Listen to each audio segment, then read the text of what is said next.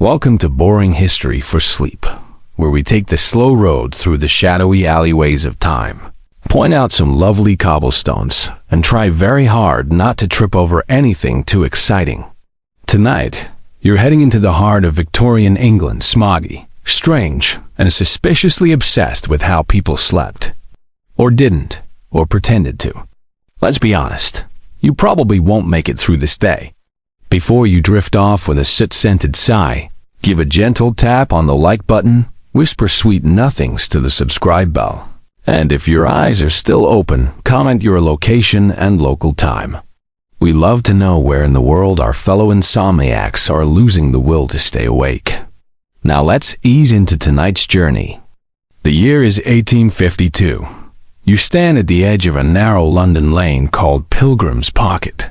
A name that sounds both quaint and slightly untrustworthy, like a drunk uncle in tweed. The morning fog is thick, clinging to the rooftops like a house cat that refuses to come down.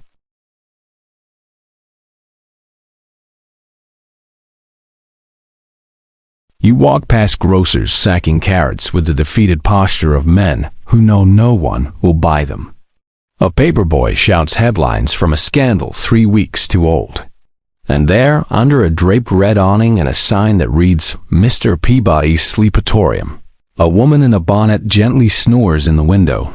Yes, that's the whole show. A real human being, paid by the hour, to sleep in a storefront. Her name is Edwina Tibb, and she is one of London's finest professional sleepers, a slumber model, as the polite press sometimes calls her. Others call her a fraud.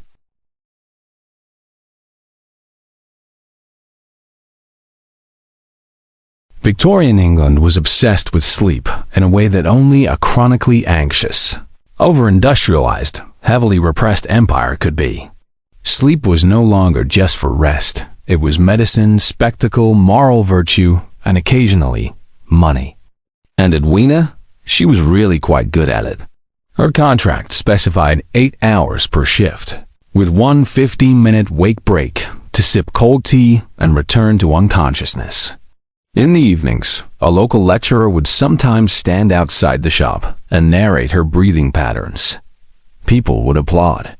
It was all very relaxing or extremely disturbing, depending on your blood sugar. Historians still debate whether this was performance art or medical outreach, or both, or neither. Honestly, it might have been a tax dodge.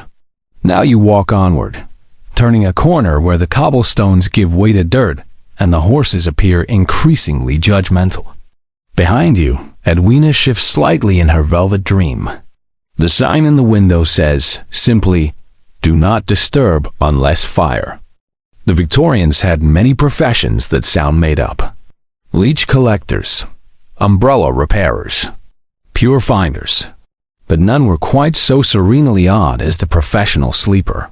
At its height, there were more than 30 rest displayers registered in London alone. Some were employed by furniture stores to show off mattresses. Others were said to assist in diagnosing sleep disorders, though how exactly they contributed was unclear, as most of them refused to wake up. But what you might not know is that these sleepers weren't all lazy or unwell. In fact, many were highly trained in the art of appearing peaceful. Some took vocal lessons to avoid snoring. Others used lavender oils to simulate a healthful aroma, and at least one famously refused to sleep on Tuesdays, claiming her soul took a different route on odd-numbered days. That part, of course, is entirely unverifiable, but it does sound appropriately Victorian. You pause at a corner bakery. A crusty loaf is being removed from the oven. The baker looks half asleep himself, blinking slowly like someone trying to remember if he has children. You buy nothing. You inhale. You move on. Past the bakery is a narrow stairwell descending beneath the street, leading to the offices of the London Society for Somnambulatory Research, a real but now entirely forgotten club dedicated to the study of dreams, sleepwalking, and the nocturnal soul. Their minutes, which you'll never read, contain gems like Subject attempted to sleep upside down.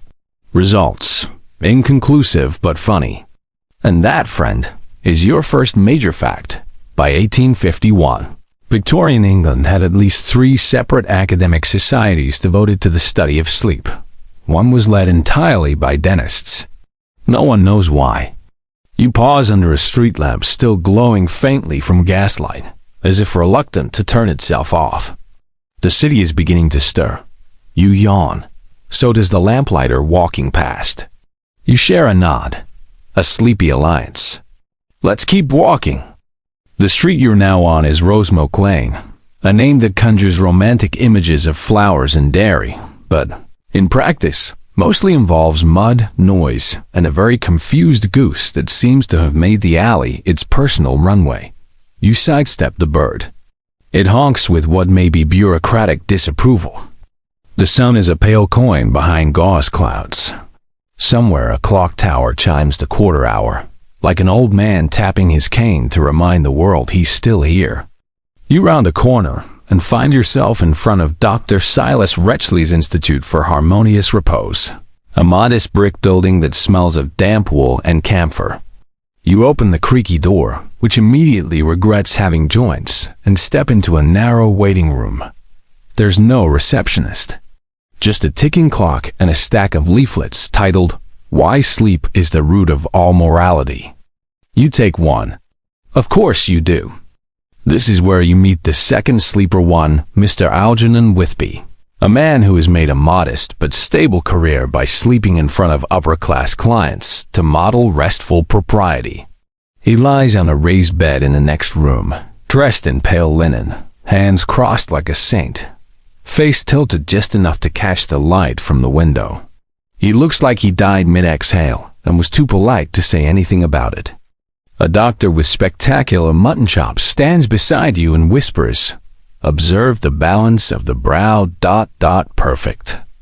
Algernon's work is not simply theatrical. Clients of the Institute are encouraged to mirror his sleeping posture, breathing rhythm, and even dream patterns, though no one quite knows how that last part is verified. Testimonials on the walls include such glowing reviews as, "I slept for nearly 5 hours after observing Mr. Whitby. God bless him. And my rheumatism felt calmer just being in the room." And here's your weird cultural tidbit for the evening. In certain Victorian circles, it was believed that the proximity to a person of high-quality sleep could actually transfer restfulness through the air like osmosis, but dreamier. The practice was known, very seriously, as slumber adjacency. Did it work? Not really, but it was cheaper than laudanum. Outside the window, a child shouts something about a stolen hat. A dog responds with appropriate outrage. You remain inside, listening to the quiet rise and fall of Algernon's breath. There is, surprisingly, a sense of peace here, a slow, steady rhythm, like listening to the sea pretending to be a man. Historians still debate whether these professional sleepers were eccentric outliers or reflective of deeper societal neuroses about rest and productivity. It's a polite academic way of saying, we have no idea why they thought this was a good idea. You exit the Institute and re-enter the muddled morning. Rosemilk Lane is busier now. Fishmongers shout, coalmen grumble, and someone across the street is arguing with a cat. You glance back once at the Institute, but Algernon is already gone from view. You walk east now, toward the market square, passing a tailor's shop with mannequins in stiff collars and vests, each looking more startled than the last. One has a tag that reads, "Perfect for napping." You don't buy it, literally or metaphorically. At the edge of the square stands a small caravan painted navy blue, with gold letters that say, "Professor Larkin's Ambulatory Sleep Experience." Inside is a circular platform, a slowly turning bed, and a very small man in a nightcap who waves at you before curling into a fetal position and immediately falling asleep. The sign outside promises hypnotic stillness and gentle rotational drowsing, which is either deeply soothing or a terrible carnival ride, depending on your stomach lining. This brings us to your second major fact. In 1860, A mobile sleep exhibition toured the British countryside, featuring a rotating bed and paid sleeper who would snooze while the crowd slowly walked around them. It was, apparently, a huge success in Yorkshire and a scandal in Bath. Some patrons claimed they could feel their soul vibrations, aligning with the sleepers. Others just liked the music box that played lullabies in D minor. You find yourself swaying gently to the tune now, as if your feet have caught a rhythm from a dream you haven't entered yet. Before you go, a young assistant offers you a pamphlet. Sleep is a window into the moral imagination. You nod solemnly, as if this sentence makes any measurable sense. You continue past the caravan and down a lane that smells faintly of toast and chimney ash. You've walked nearly a mile now, though it feels like less. Or more. Time folds strangely in Victorian fog. A man walks past carrying 3 umbrellas and a book titled The Ethics of Snoozing. You think briefly about asking for a summary, but he's already vanished into a side street, like some academic ghost. You, however, remain, still walking, still observing, still drifting. And if you're still awake, well, we're only just beginning. Ask Chat. By now, the fog has thinned to a fine mist, like the city's attempt at a facial cleanse it didn't ask for. Your shoes, scuffed and vaguely damp, carry you across Flagstone Row, an uninspiring name for a street that does indeed consist of ... flagstones. A particularly slow pigeon waddles beside you, as if also investigating the mysteries of Victorian leisure employment. You turn onto a quieter path, the kind where a laundry droops sleepily between crooked windows, and the scent of baking and pipe smoke wrestle in the air. A cat watches you from a window ledge with all the suspicion of someone who's seen you in their dreams, and not in a good way. You pass an inn called the Drowsy Barrel. A sign outside reads, "Breakfast served late." Very late. Inside, a few patrons nurse mugs of tea with the intensity of poets or people who once worked night shifts and never quite forgave the sun for existing. At the far end of the room sits a man with his head gently propped on a velvet cushion, his breathing slow and serene. A small sign hangs around his neck. "Please do not wake me. I'm working." Meet Jasper Bligh, professional sleeper number 3, on our slow parade through the somnolent underbelly of Victorian society. Jasper works freelance, offering his services to businesses like this inn, helping them advertise the comfort of their furniture and ambience. His going rate is 2 shillings per hour and 1 complimentary biscuit, which he pockets before falling asleep, just in case he dreams of hunger. You sit across from him for a moment. He does not stir. The innkeeper whispers, "We once had a critic stay here. Gave us 5 stars because Jasper snored like a contented walrus."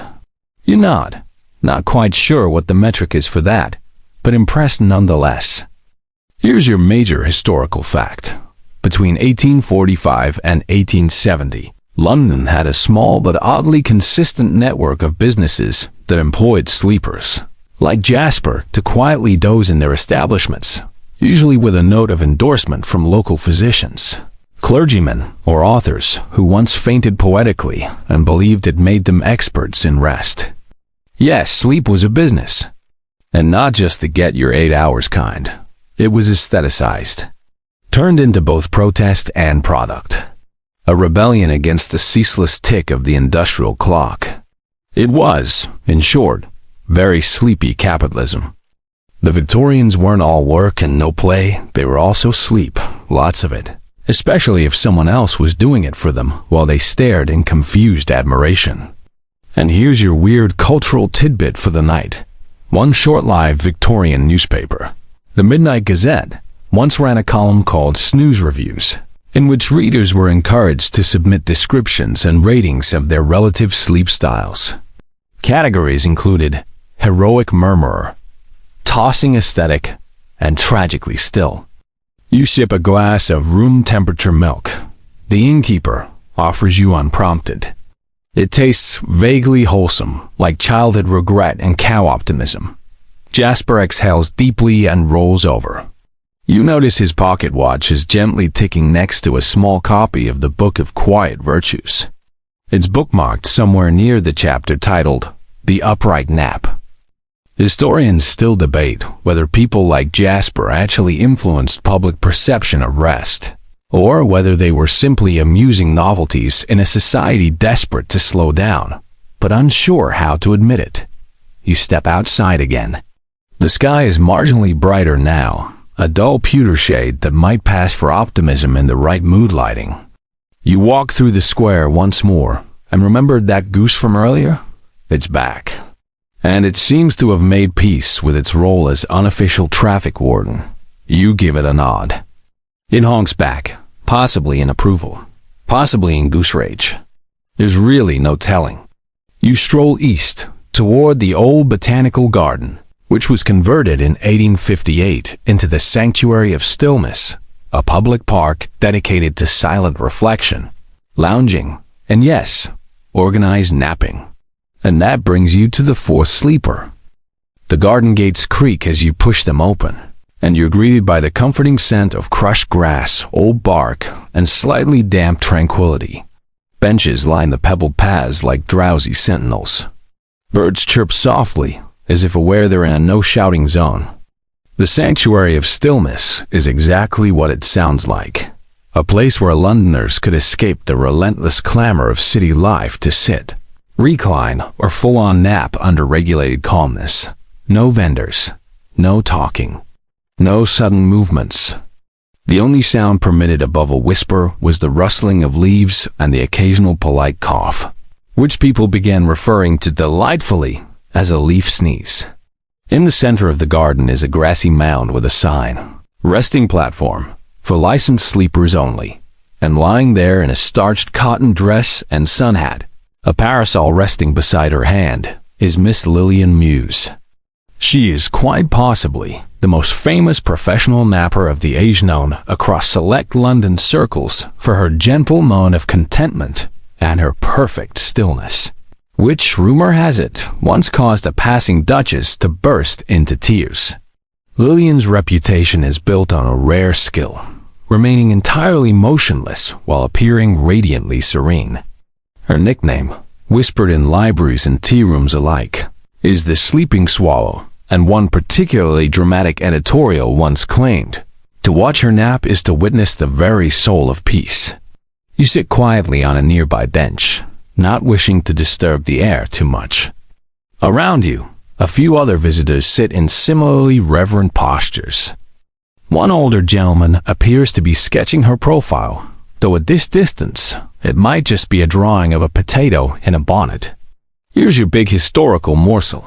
In the late 1850s, certain upper-crust parks and conservatories introduced nap platforms specifically for designated sleepers. These weren't vagrants or passers-by, they were invited. Their presence was considered mood-enhancing, like landscaping, but with better cheekbones. And here's your lovely, strange cultural tidbit. At the height of her fame, Lillian Muse received fan mail addressed simply to the woman who sleeps near the birds. One envelope allegedly contained a pressed daffodil and a poem in French. Though she only spoke Welsh, a breeze rustles the branches above. Lillian exhales. It is, somehow, the loudest sound in the world and still barely audible. A small boy nearby tries to mimic her position and immediately falls sideways into the flower bed. No one laughs. It's against the rules. But a woman nearby smiles behind her glove. Historians still debate whether Lillian's influence contributed to the rest cure movement of the 1870s, in which patients, mostly women, were prescribed prolonged bed rest to treat nervous conditions. Some say she inspired it. Others argue she was simply its most glamorous billboard. Either way, it involved a lot of lying still and looking picturesque. And, unfortunately, not much healing. You stand and take one last look at the sleeper on the hill. She has not moved once. Her stillness is somehow louder than any performance you've ever seen. And now, onward past the iron gate, down the gravel path, and back toward the city's soft, rumbling hush. Somewhere in the distance, A church bell tolls the hour with exaggerated sighs. You don't check the time. You no longer need to. Everything is quiet. Everyone is drifting. Even you. You're moving slower now. Maybe it's the mist. Maybe it's the late morning lull that somehow lasted 3 hours. Or maybe it's just the realization that London, at its most bizarrely charming, is not defined by its grand halls and revolutions, but by its odd little corners where people get paid to do absolutely nothing, and do it brilliantly. You find yourself walking along a canal this time. The water is the color of old tea, and moves with the determined laziness of someone who's just remembered they have nowhere to be. A barge slides by, its chimney puffing a gentle ribbon of smoke, and a dog stands proudly on its deck like a captain who once took a correspondence course in navigation and decided that was enough. Along the towpath, a weather-beaten sign reads, "Nap excursions, Sundays and feast days." It's pointing toward a moored boat called the HMS Dreamery. Naturally, you climb aboard. Inside the barge is soft, worn wood, faded cushions, and curtains made of thin lace that flutter like Victorian ghosts with good manners. You're greeted by a man in his 50s, tall, mild-eyed, wearing a wool vest and a yawn he's too tired to finish. "Welcome," he says, barely above a whisper. "Shoes off, please. You'll disturb the ether." This is Reuben Pilch, a barge dweller, nap guide, and seasonal sleeper for hire. He captains the HMS Dreamery, London's only floating nap salon, and the fifth sleeper on our increasingly horizontal tour of the Victorian imagination. You're handed a warm blanket that smells faintly of lavender and books that have lived through floods. Reuben explains, with the slow cadence of a man who measures time in teacups, that the boat floats slowly down the canal while clients nap. No music, no conversation, no waking dreams allowed, just the gentle bobbing of the boat and the occasional coo of a canal pigeon who refuses to get a job. "Today's ride is free," he says, because the nap gods seem generous. You stretch out on a bench, or maybe a couch, or maybe it's an unusually comforting plank. The line blurs. You're not sure. You hear Reuben settle into his own corner. Then nothing, save the soft sound of water tapping against wood and the distant echo of a far-off bell. Maybe a timekeeper, maybe a warning, maybe just someone bored with a stick. And here's your major historical fact, while you're this close to dreaming. In 1866, a short-lived trend saw Londoners paying for rest voyages on slow-moving canal barges and houseboats. These floating salons were promoted as escapes from the electric madness of the railway age. Most lasted less than 2 summers. But while they floated, people believed in them. Some clients even dressed in full sleeping attire, nightcaps, slippers, and all before boarding. One woman was turned away for bringing a portable accordion, not because she played it, just because she might. And here's your obscure cultural tidbit. According to Reuben's journal, which he keeps under his pillow like a gentleman outlaw of dreams, one of his passengers claimed to have had the same dream every time he rode the barge of a goose reading poetry aloud in Latin. Reuben later met the goose. It was real. The Latin? Still unclear. Historians still debate whether these nap voyages were created as sincere wellness retreats or elaborate excuses for middle-aged men to fall asleep with dignity. The evidence leans heavily toward yes. The boat drifts beneath a bridge. Above, you hear the faint hum of a string quartet rehearsing, or someone dragging a chair across cobblestones with flair. You peek up just long enough to see sunlight threading its way through the mist, like gold thread through warm wool. Reuben says nothing. He doesn't need to. He's already asleep again, hat tilted just so. So are you. You drift. The boat drifts. Even the thoughts in your head seem to rock on a gentle tide now. And then, without a bump or jolt, the boat nudges against another dock, as if returning from a dream without fanfare. Time to go. You step off the HM Streamery and immediately miss its pace. The cobblestones feel too awake, too sharp. Even the pigeons seem judgmental again. You walk slowly through a neighborhood called Bell's Hollow, which sounds haunted, but is really just underfunded. The buildings lean on each other for support, and the laundry lines between windows look like they're one strong breeze away from existential crisis. In the middle of this crumpled maze is a crumbling shopfront. Lady Hawthorne's Restful Displays, Est, 1857. You push open the door. It doesn't creak. It sighs. Inside, it's more museum than storefront. Velvet curtains droop from the ceiling. There are beds, real ones, each made with hospital corner precision. But this isn't a furniture shop. It's a showroom of rest. Lady Hawthorne, who was neither a lady nor named Hawthorne, was in fact one Agatha Binsel, entrepreneur, amateur botanist, and sleep performance pioneer. Her theory? That people would sleep better if surrounded by the idea of sleep, so she created this place. Each bed was staged like a living painting. A figure one of her hired sleepers posed upon it with the elegance of a still life, surrounded by objects selected to evoke dreams. Candles, soft books, a bowl of plums. Today, the only sleeper is an elderly gentleman named Cyril, who wears a check dressing gown and a monocle that refuses to behave. He lies curled on a settee labeled Scene, Autumn Twilight. Next to him, a note explains that his dreams involve long walks through golden fields and pleasant arithmetic. You can't help but admire the dedication. Here's your major historical fact. Between 1855 and 1875, dozens of shops and parlors across the UK began using live sleepers as display pieces to promote domestic tranquility, often pairing them with poetic descriptions of imagined dreams. Some even hired writers to compose short vignettes based on what the sleeper might be dreaming. It was like an Instagram lifestyle post, except made of humans, and very, very slow. Your obscure cultural tidbit.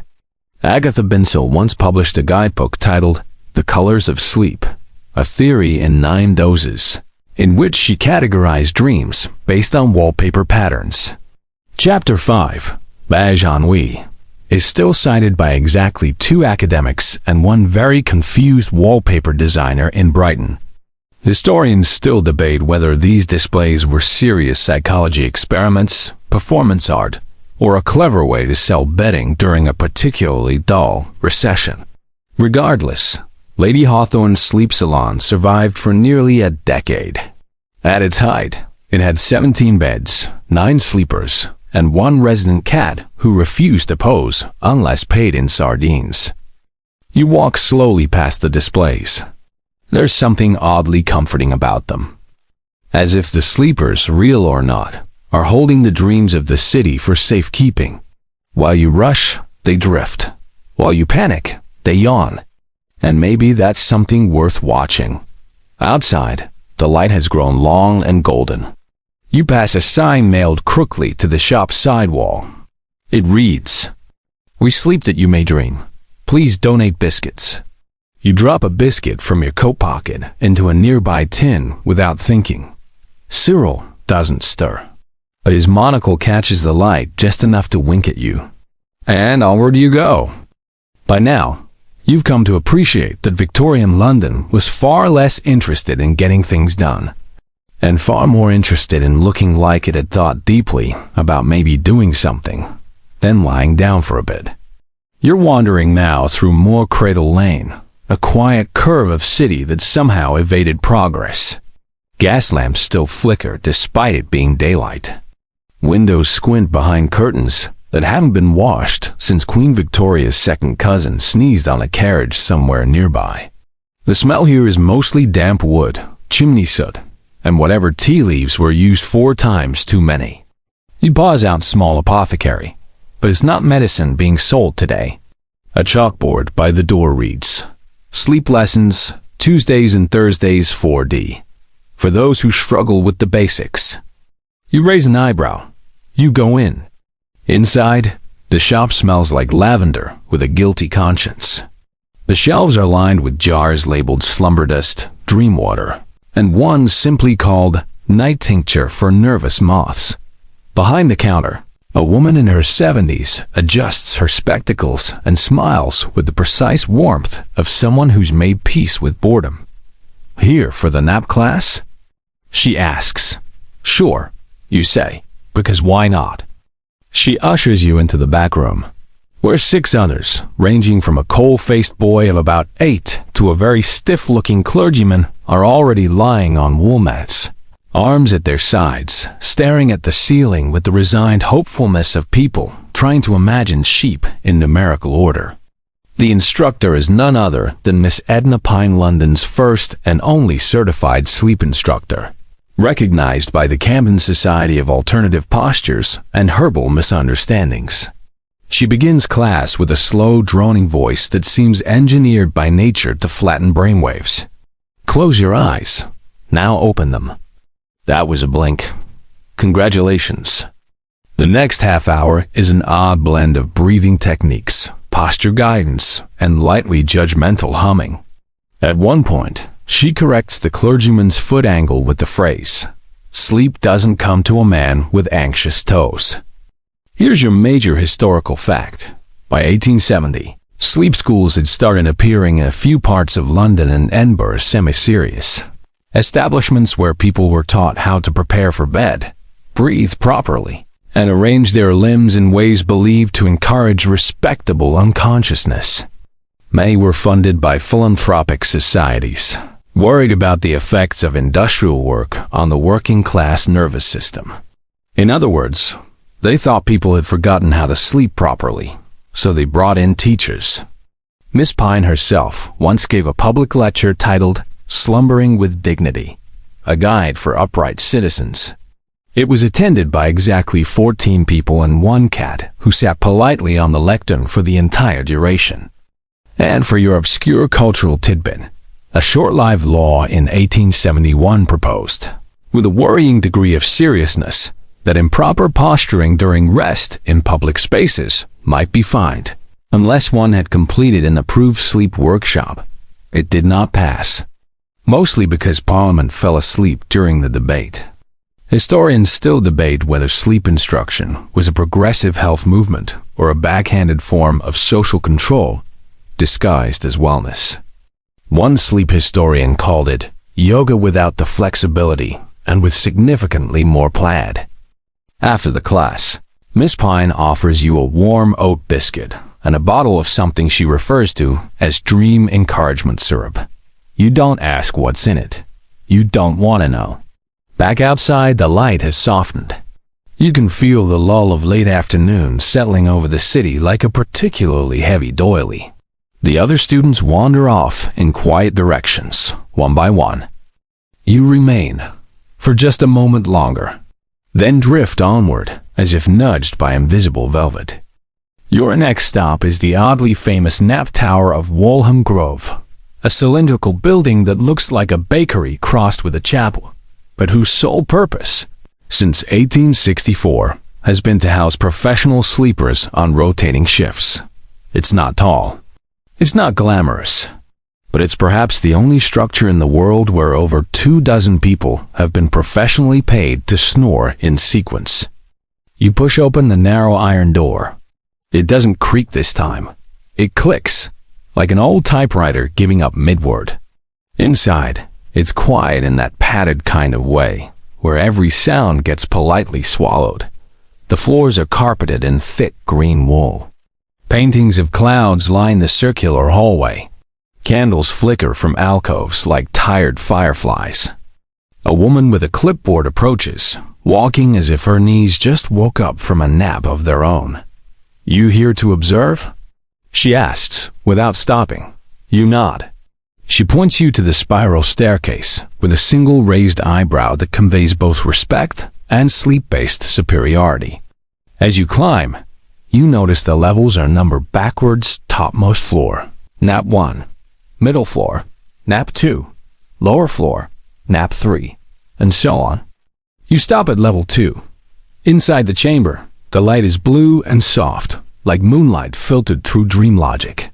There are 6 narrow beds arranged in a ring, each with its own drawn curtain, and from within those curtains, silence.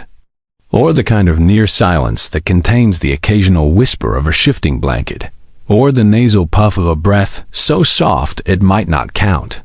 The sleepers here are part of a 24-hour rest rotation. They nap, then wake, then swap out for another group of equally talented dreamers. The tower prides itself on being always asleep. Never a moment in the day when someone, somewhere in the building, isn't perfectly still in a curated state of slumber. Today, the sleepers on this floor include a former chimney sweep, a librarian who claims to dream exclusively in footnotes, and a woman who once won a contest for most graceful dozer on public transport. Her name is Belinda. She is currently curled like a fern in springtime, radiating elegance and mild sinus congestion. Here's your historical fact for this Tower of Nods. In 1864, the Nap Tower was founded by Horatio Wickens, a wealthy textile merchant whose doctor told him to sleep more, think less.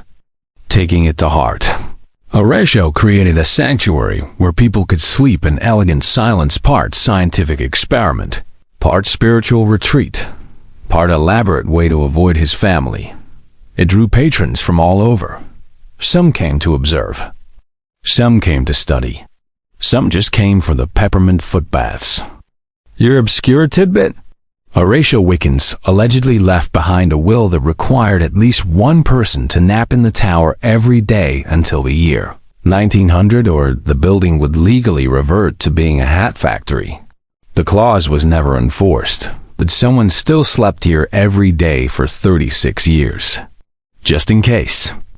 Historians still debate whether the Nap Tower was a whimsical utopia, a sleep cult in velvet slippers, or the earliest known co-working space built entirely on rest breaks. You make your way down quietly, past level 3, where the snorers reside, and level 4, where beginners are taught to nap without moving their eyebrows. Back outside, the streets seem louder, now not in volume, but in intention. People walk faster. Horses trot like they have places to be. You find yourself resisting the current. And then, you sit, right there on the edge of the footpath. Because suddenly, doing nothing feels like something again. A man walks by holding a pillow under his arm and a cup of tea in the other. You nod at each other. No words needed. After all, in this city, the sleepers have the last word. The sky above London has shifted from pewter to parchment, a warm, faintly yellow light that makes everything look like it's being remembered instead of seen. You walk now with the slow shuffle of someone who has learned too much about sleeping to be fully awake. Down Gutterley Street you go, a name that sounds worse than it is. Here, the air smells faintly of chalk dust and cinnamon bread, and the buildings lean just slightly inward, as though gossiping about your posture. You follow the scent into a narrow arcade half-tunnel, half-marketplace, where the shops are tiny and the proprietors mostly look like they've retired several times, but forgot to stop opening the door. Tucked between a hat repair kiosk and a boot polishing booth is a sign painted in gold leaf. Mrs. Everly's Dream Reading Parlor. Your sleep, our spectacle. The door is already open. You walk in. Inside is a small room furnished entirely in velvet and size. Everywhere you look are books on dreams, symbols, pillows, and the exact emotional weight of a feather. The air is warm, sleepy, and contains the faintest trace of horseradish, for reasons no one has explained. Mrs. Everly greets you with the welcoming melancholy of someone who has witnessed thousands of dreams and still finds them mostly adequate. She's dressed in midnight blue, wears spectacles large enough to deflect moonlight, and gestures to a fainting couch with the air of a conjurer who's misplaced their hat but not their dignity. You sit. She sits. No one speaks for 7 full seconds. Then she says, "Would you like your nap interpreted with or without commentary?" You opt for with, obviously. A young man enters and hands you a warm eye mask and a small cup of tea labeled Sleepy Time Number 7. Mildly hallucinogenic, legally vague. You lie back, a curtain is drawn. Somewhere, a harp plays one long, unconvincing note. You are about to nap for art. Here's your major historical fact. During the late 1860s and early 1870s, a number of self-styled dream parlors popped up across London. They catered to an elite clientele and combined elements of seance, psychology, and theater. Clients were encouraged to nap briefly while professionals interpreted the supposed atmosphere of their dreams based on posture, temperature, heartbeat, and general aura. Yes, aura.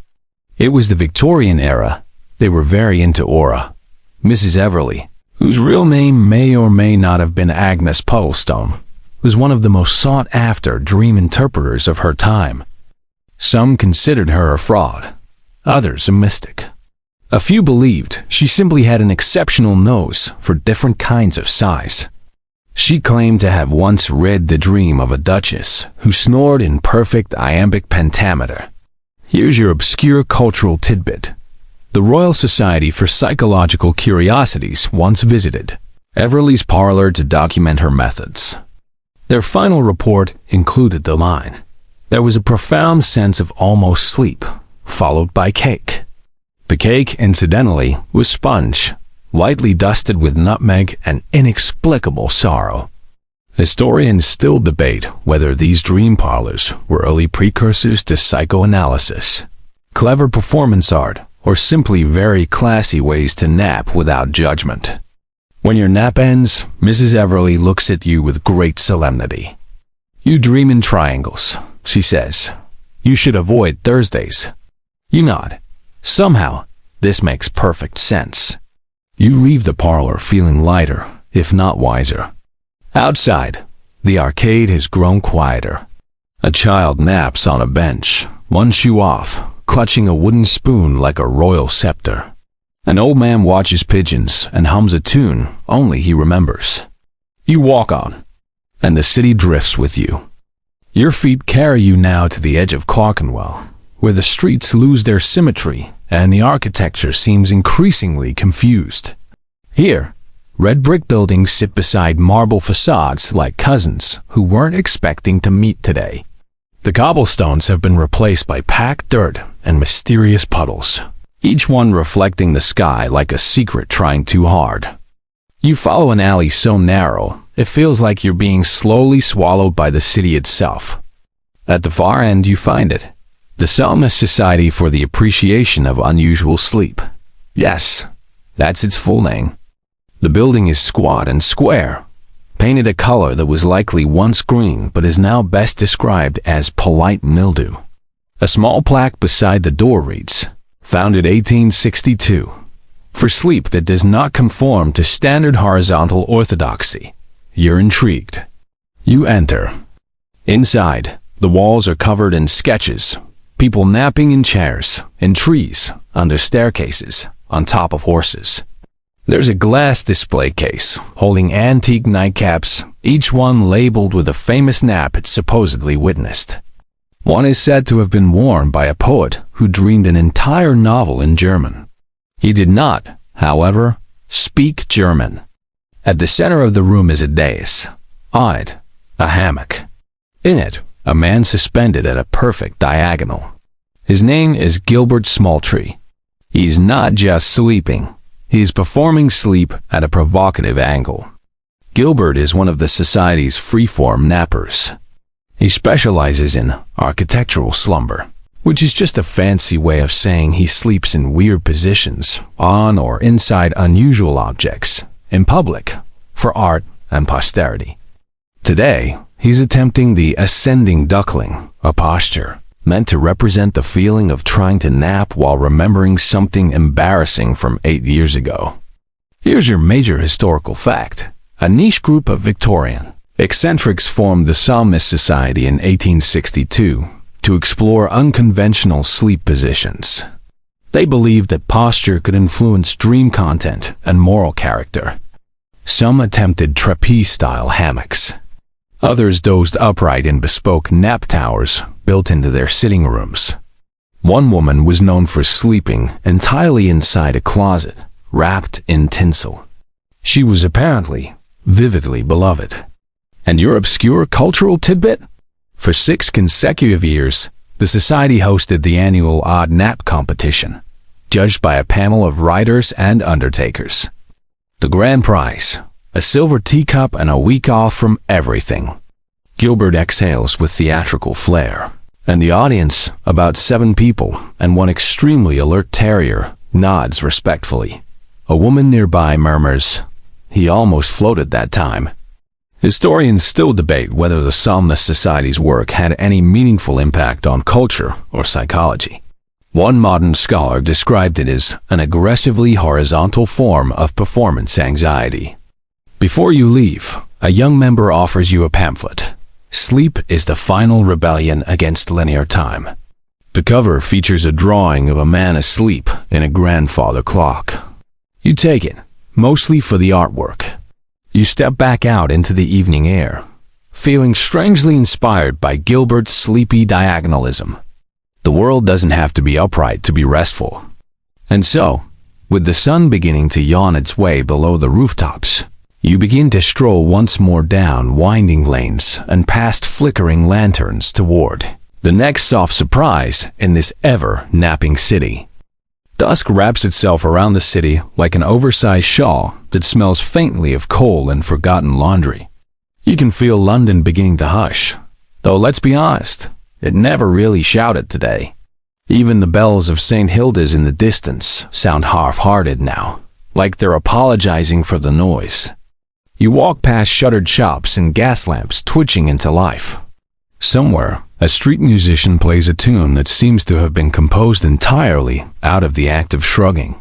And there, tucked between a bakery that never opens and a tailor who only sews buttons, you spot a crooked sign swinging in the gentle breeze. The Hourly Sleepers Guild, Est, 1858, by appointment or accident. The doorway is narrow, the kind that requires you to tilt your head and your expectations. You step inside. The guild hall is quieter than any church you've ever entered, but with significantly more cushions. The walls are lined with ticking clocks, none of them correct, and the furniture appears to be arranged for maximum collapse. A portly man in a soft green coat greets you with a smile so slow it might still be arriving. "We are between naps at the moment," he says, as though that explains everything. He introduces himself as Clement Frith, the current head snoozer of the Hourly Guild. His job is largely ceremonial, though he insists it's essential work. He gestures proudly toward the registry, a large leather-bound book filled with names, hours and annotations like tried but reigned and very good drool symmetry. You ask what the guild does. He sighs, pleased to be asked. "We monitor nappers across the city. We maintain the sleep clock. We provide certifications in advanced drowsiness and crisis dosing. And of course, we offer hourly sleep." You tilt your head. "Like a nap?"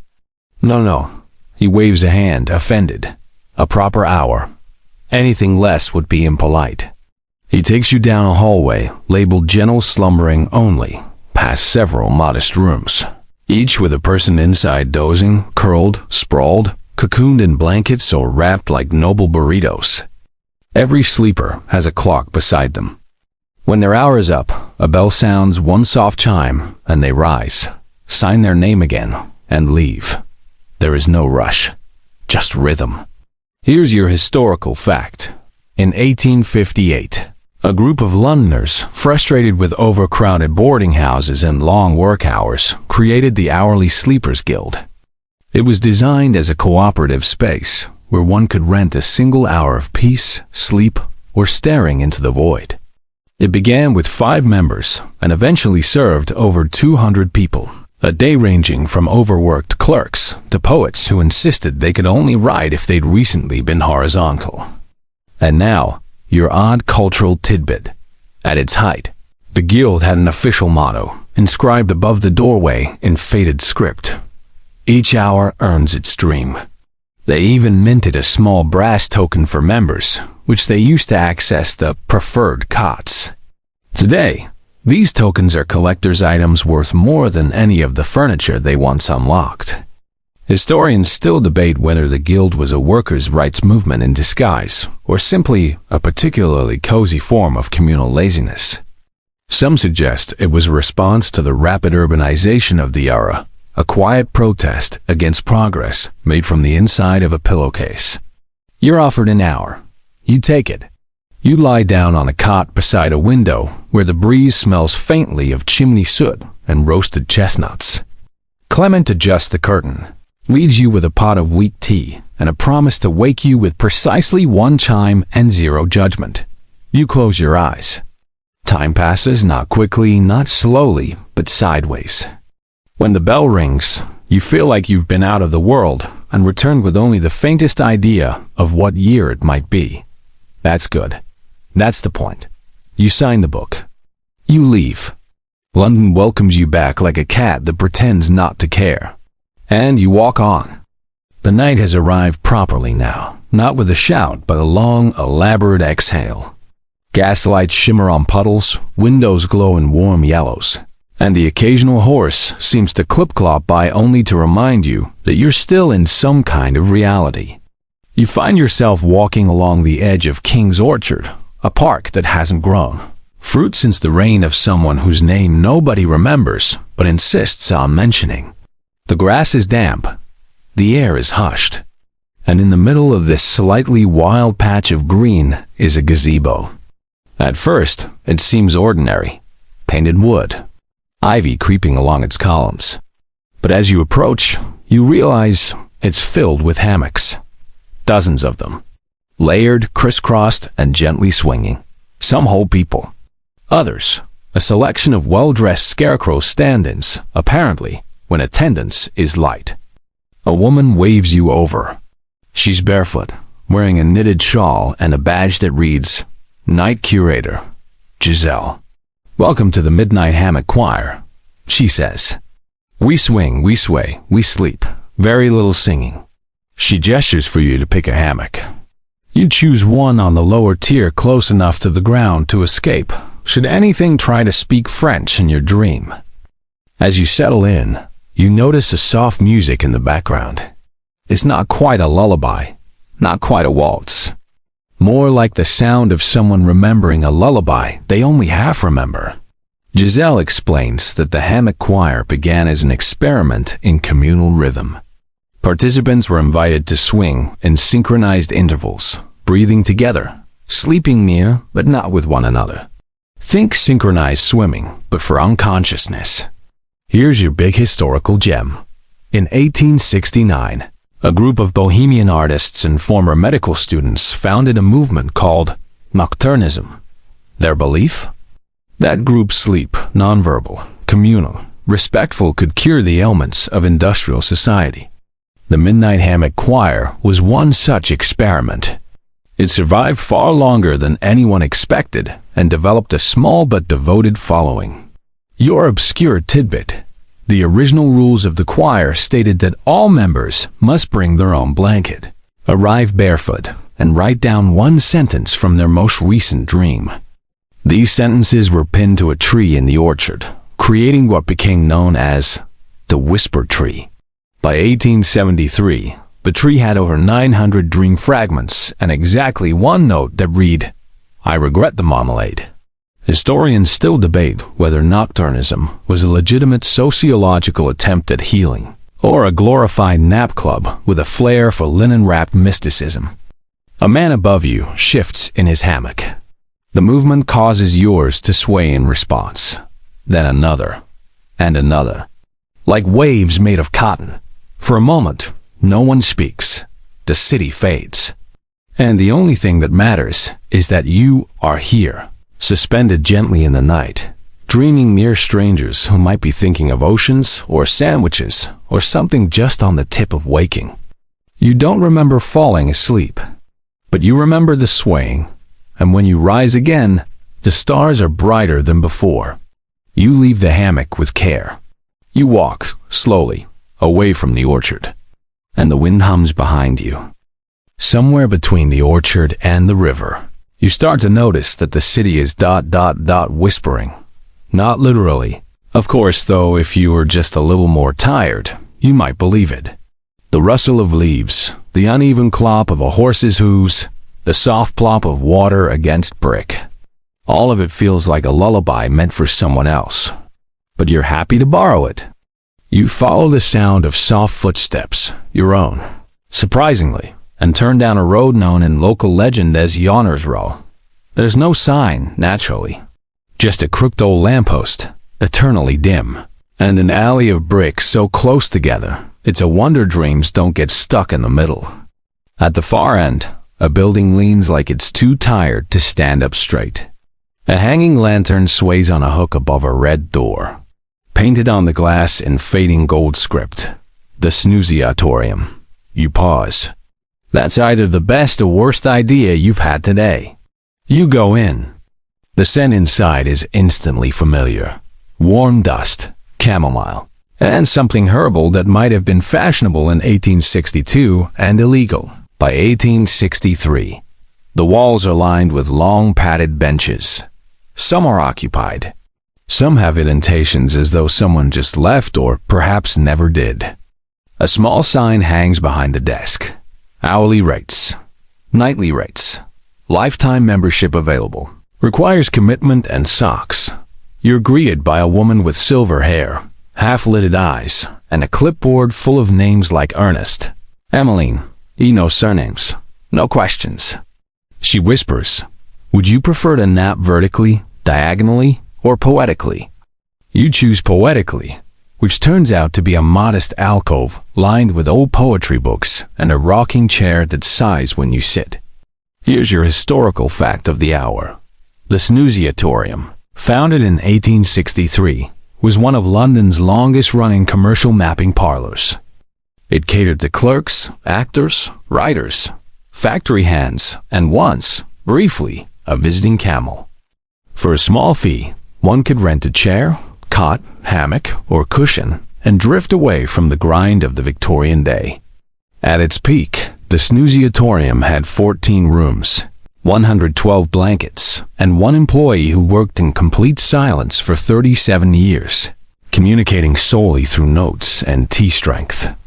And for your obscure cultural tidbit, among its many patrons was a woman known only as the Duchess of Drowse, who reportedly came every Wednesday to nap under a quilt made from recycled opera capes.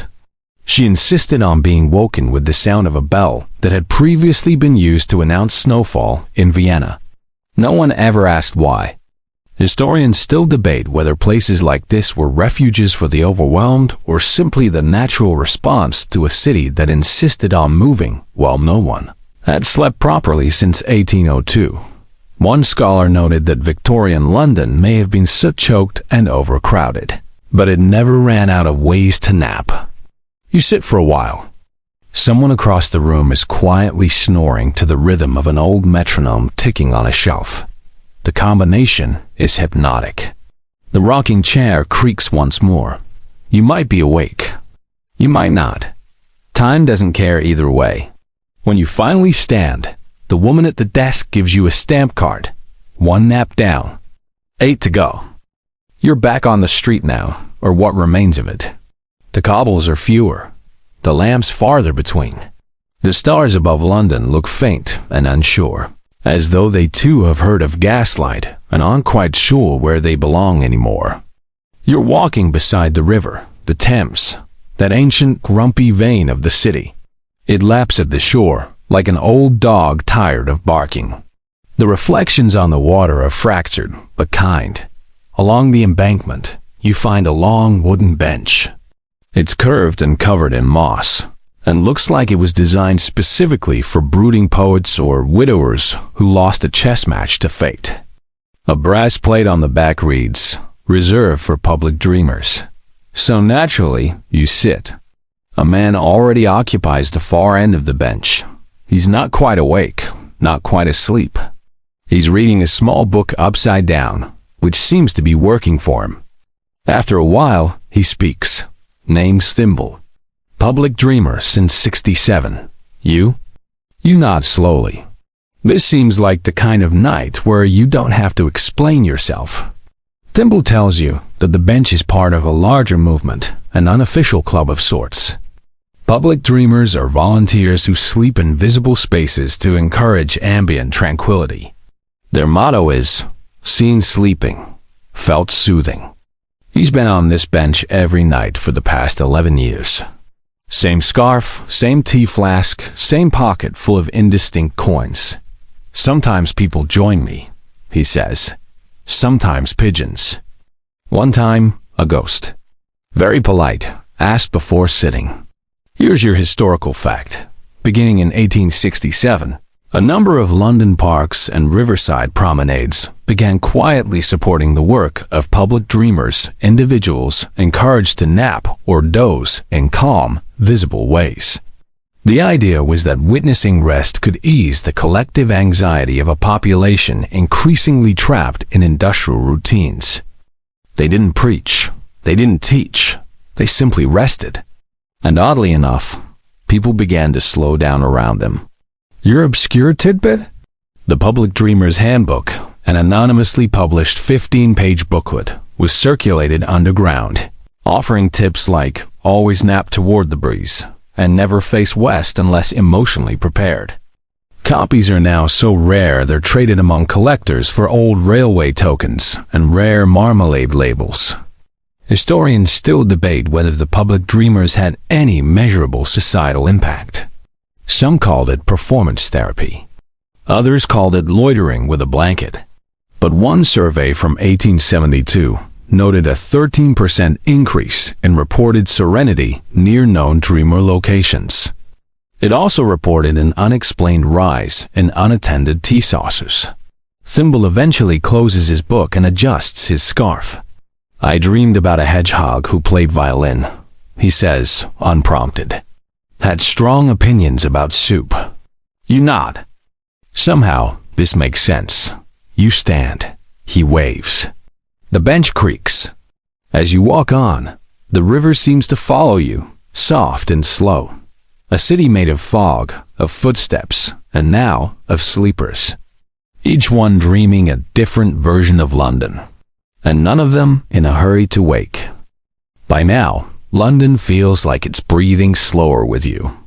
The cobblestones don't echo quite so loudly underfoot. The lamps flicker more lazily. Even the air carries a heaviness, not the heavy of burden, but the heavy of blankets pulled up to your chin on a winter night. You've wandered into a part of the city that maps gave up on, where street names are whispered and corners loop back on themselves like they're shy. It's here, under a crooked archway that smells of old ink and forgotten toast, that you find something curious. A sign swinging gently in the moonlight, reading, "An apothecary, the library of sleep." There's no doorbell, just a velvet rope you brush aside like a secret. Inside, the air changes. It's quieter than silence. You know the type where every sound feels like a letter being folded. Rows and rows of beds line the walls, but not in any order. Some are stacked like bookshelves, others tucked behind curtains, and one just floats. Literally floats midair, about 3 feet off the ground and held up by either very good engineering or slightly bored magic. In the center is a desk stacked with small leather-bound notebooks. Behind it sits an elderly librarian in full Victorian dress, complete with lace gloves and spectacles so round they seem to double as doorways. She looks up as you enter. Her voice is a gentle murmur, like someone explaining the rain to a cat. "Welcome to the apothecary. May I help you sleep through something?" You learn that here, sleep is filed by category: emotional, historical, seasonal. Need to forget a Tuesday? She asks. We have just a cot. You choose a section labeled gentle regrets and vague melancholies. It's popular tonight. Here's your major historical fact. Though largely undocumented, an apothecary was rumored to have existed from around 1865 to 1881, offering sleep not as escape, but as therapy. Patrons would check out, a nap the way one might borrow a book, each bed assigned a theme, tone, or historical reference. Some claimed the beds carried residual dreams. Others insisted the entire experience was imaginary, shared only in whispers among insomniac poets. Either way, people returned. Your obscure cultural tidbit. One famous patron, a clockmaker named Meriwether Jones, claimed he only napped in beds labeled misremembered summers. Upon waking, he would sketch dream machines' tiny clocks that ticked backwards or chimed in colors. His designs, collected posthumously, are now part of the Museum of Imagined Timepieces in Dover. Historians still debate whether the apothecary was real, metaphorical, or both. A recent paper titled Restorative Fictions: The Semiotics of Sleep in Pre-Modern Urban Spaces opens with the line, "We may never prove its existence, but we're all better for pretending it did." You settle into a low bed, labeled simply, "Late afternoon, somewhere else." The mattress exhales beneath you. The blanket is made of something that smells like linen and old stories. And you feel it, the gentle descent into non-time. Your eyes close. You hear, faintly, the sound of a pen scratching on paper, the librarian recording your sleep entry into a book no one reads, but everyone contributes to. Then quiet. The kind of quiet that grows roots. And for now, at least, that's all there is. You awaken, or rather, unfloat from the apothecary, with the fog of dreams still trailing behind your eyes like lace curtains in a gentle breeze. Time has softened again. You're not sure if it's still night or just a darker part of morning wearing a polite disguise. You step outside and London welcomes you back without fanfare. The stones are damp. The wind has settled into a soft purr. And overhead, the stars blink like they're trying not to disturb you. You wander eastward, through alleys that fold and unfold like secrets, until you stumble across something strange even for tonight. A low wooden structure tucked beneath a crumbling railway bridge. Its door is made of patchwork quilts. Its sign is painted directly on a pillow nailed to the wall. It reads, "The Dreamsmith's Workshop. Forgers of fine slumber since before they bothered writing it down." Inside, the room is cluttered in the charming way a bird might decorate its nest, if it had access to scented candles and several philosophy degrees. Piles of fabric, ribbons tied to doorknobs, hanging mobiles made of teaspoons, tiny bells, and things that glow faintly when you're not looking directly at them.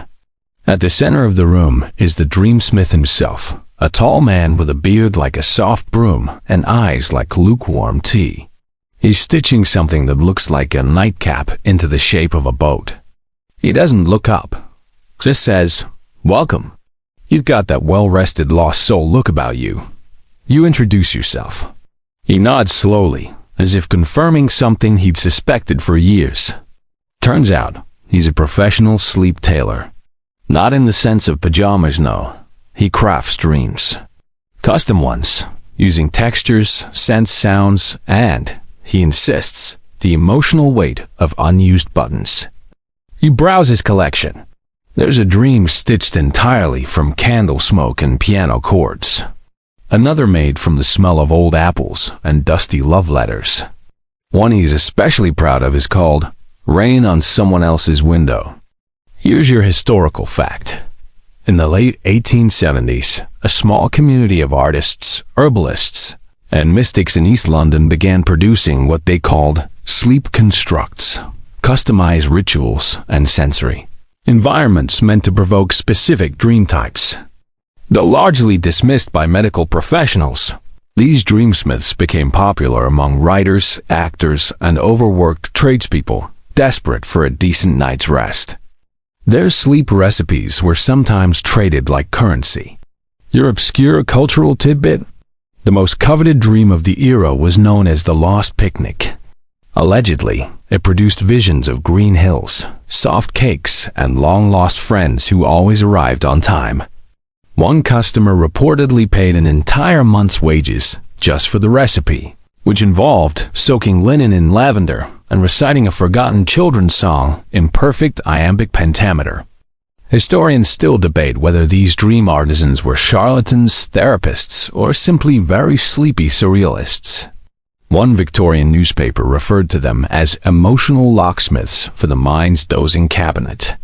That same article also misspelled pillow as pilfer, so credibility varies. The dreamsmith finishes tying a thread to a stone and hands it to you. For balance, he says, you'll know when to let go. You thank him, even though you're not sure what just happened. You walk out, your pockets slightly heavier, but your thoughts? Featherlight. Your path now takes you toward the docks, where the Thames grows wide and hushed, and the city seems to forget itself a little. The buildings here are slower, the lanterns fewer. Even the rats, if you meet any, tiptoe. And there it is, hidden behind a stack of unused barrels and a curtain of ivy. The Sleeper's Ferry. A narrow boat, low, long, painted black with stars etched into its side in silver paint that flakes just enough to feel poetic. A small sign rests on a wooden stand near the boarding plank. No destination. No fare. No wakefulness permitted. You board. There's only one other passenger. A woman wrapped in 3 shawls and the kind of expression that says she's been napping longer than you've been alive. She gives you a nod, closes her eyes again, and doesn't speak. The ferryman is an old man who wears sleep the way some wear shoes comfortably, out of habit. He doesn't ask where you're going, just gestures to a cushion on the deck and gives a single silent nod that could mean sit down or it's already begun. You do. The boat glides out, almost without touching the water. No oars, no engine, just a feeling of gentle forwardness. You lean back. The clouds overhead are arranged like quiet witnesses. The air smells of brine, wood, and the leftover dreams of sailors. Here's your historical fact. The Sleeper's Ferry was a real, if unofficial, nightly service that operated on the Thames from roughly 1864 to 1875. It didn't run on a timetable and didn't pick up passengers in the usual sense. Instead, those who stumbled upon it, often insomniacs, night shift workers, or particularly weary poets, could take a silent ride across the river, under strict rules. No talking, no standing, and no intent to arrive anywhere in particular. It was, in essence, a floating meditation. And your obscure cultural tidbit, the ferry was said to be inspired by an earlier tradition in rural Ireland, where families would float small boats lit by candles down rivers during harvest festivals, carrying their hopes, regrets, and the occasional unpaid bill. The London version simply replaced the candles with cushions. Historians still debate whether the Sleeper's Ferry was a form of spiritual cleansing, a moving nap, or just a very Victorian way of dealing with existential dread. The water around you ripples gently. You hear only the sound of your breath. A lantern swings slowly above the bow, and you drift not just across the river, but into that peculiar space between now and not quite yet. You wonder if you're dreaming, then wonder if it matters. The boat bumps softly against the far dock. You step off. The woman remains behind, snoring quietly under her 3rd shawl. You never once heard the ferryman speak, but somehow he said everything. You find yourself back on land, though the ground feels a little less committed to the idea. Your feet sink slightly into the damp soil of a riverside path that probably hasn't been maintained since Victoria still had all her teeth. The moon is high now, dusting everything in quiet silver. Even the rats are asleep, or at least pretending to be, which is the polite thing to do at this hour. You walk toward a modest gate, half swallowed by ivy, with a wooden sign hanging crookedly above it. Faded letters read, "The Society of Sleepwalkers, Est, 1861. You enter, not entirely sure if you're meant to, but then again, most good things in this story started that way. It's a garden, sort of. A slumbering tangle of moss, hedges, overgrown roses, and what might be a statue or a very still person. There's no clear path, just a general invitation to meander. And meander you do. After a few minutes of stepping carefully around people snoozing in hammocks, on picnic blankets, in bird baths, you meet a man in a waistcoat who greets you with a sleepy salute. I'm Archibald, somnambulist in residence. Mind your step. Someone's sleep reciting Shakespeare in the rhubarb. You glance down. Sure enough, a woman lies on a tartan rug, whispering, "To be or not to be, wait, where are my slippers?" Archibald explains that the society is both a real organization and an ongoing experiment. We sleepwalk here, but respectfully. We believe the subconscious has a better sense of direction. He hands you a sash. It reads, Junior Observer, Night Grade. You tie it on. It makes you feel about 8% more important and exactly 0% more awake. Here's your historical fact. The Society of Sleepwalkers was a semi-official Victorian club composed of philosophers, artists, and anyone curious enough to walk while unconscious. Founded in 1861 by a barrister named Neville Pratt, who reportedly drafted entire contracts while sleepwalking. The group believed the nighttime movement revealed truths daytime logic obscured. Members gathered monthly for somnambulist strolls, often ending up in strange but interesting places, atop bridges, in strangers' gardens, or once, accidentally, in a military officer's pantry. Your obscure cultural tidbit. The group published a small volume in 1870 called The Sleeping Gate, which claimed to document over 40 distinct styles of sleepwalking from the backward boater to the diagonal shuffle of regret. None of these were verified, but the illustrations were oddly convincing. Historians still debate whether the society was serious in its beliefs or just found a very eccentric way to justify wandering around half-dressed at midnight. One scholar called it a cross between a dream journal and a very patient game of tag.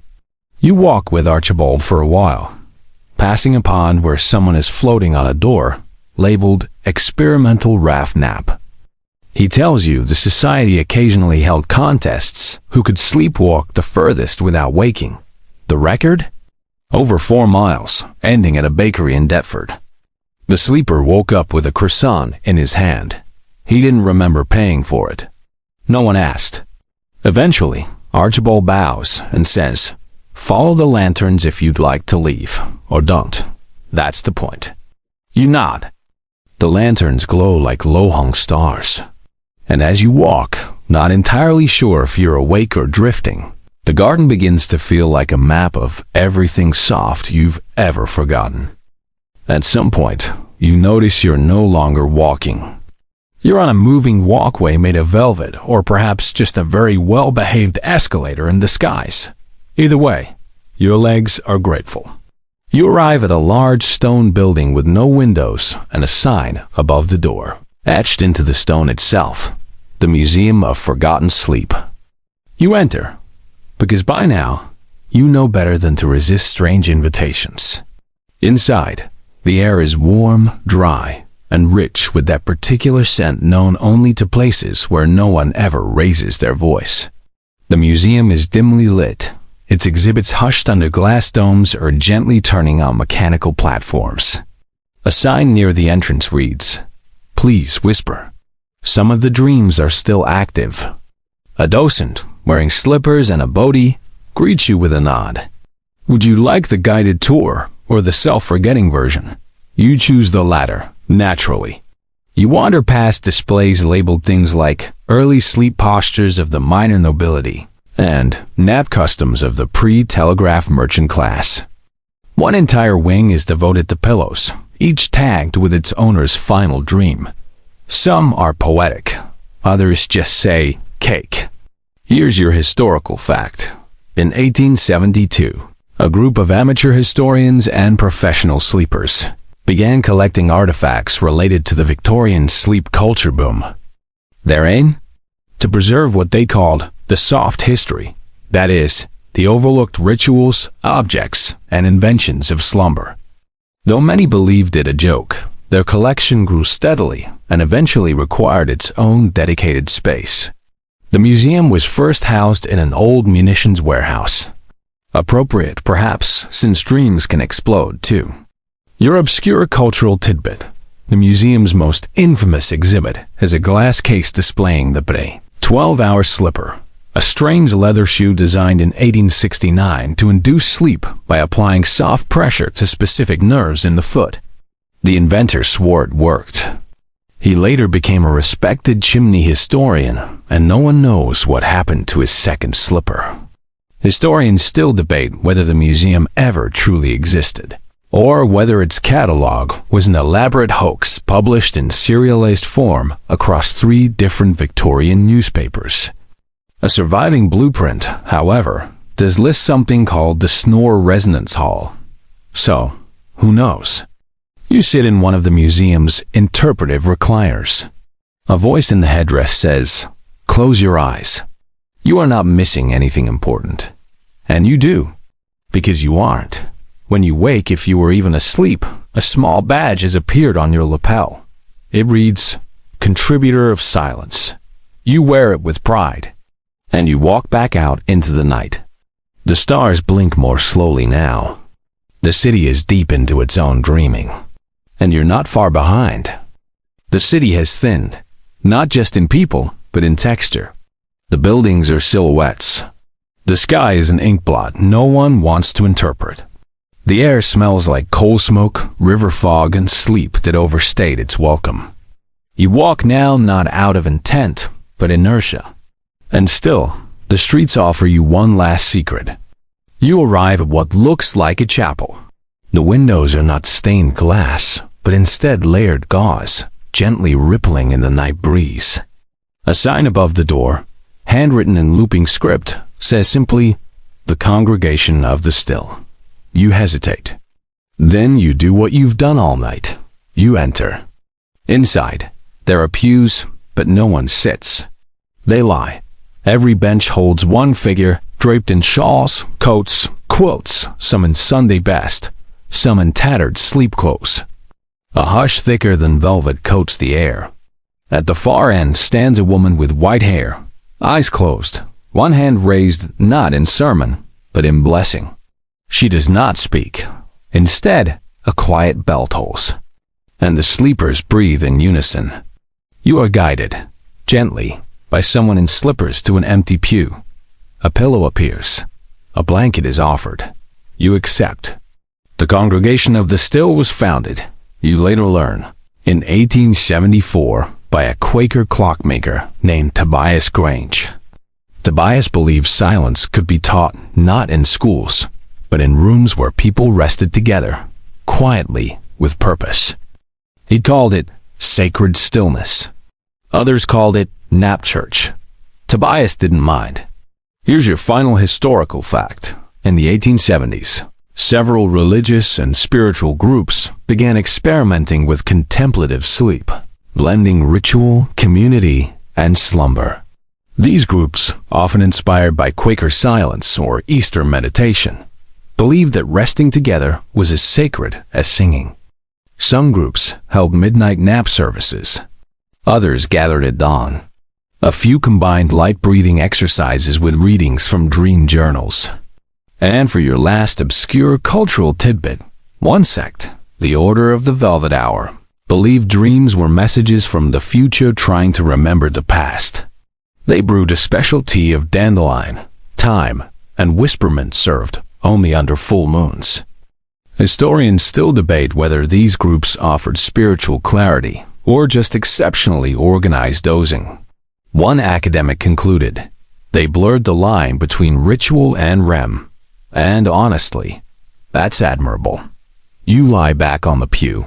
A lullaby, hummed by someone unseen, threads through the chapel. It's not melodic, not even especially tuneful, but it's honest. You close your eyes. You breathe. The bell tolls once more, one long, low note. And then, nothing. Just stillness. Just sleep.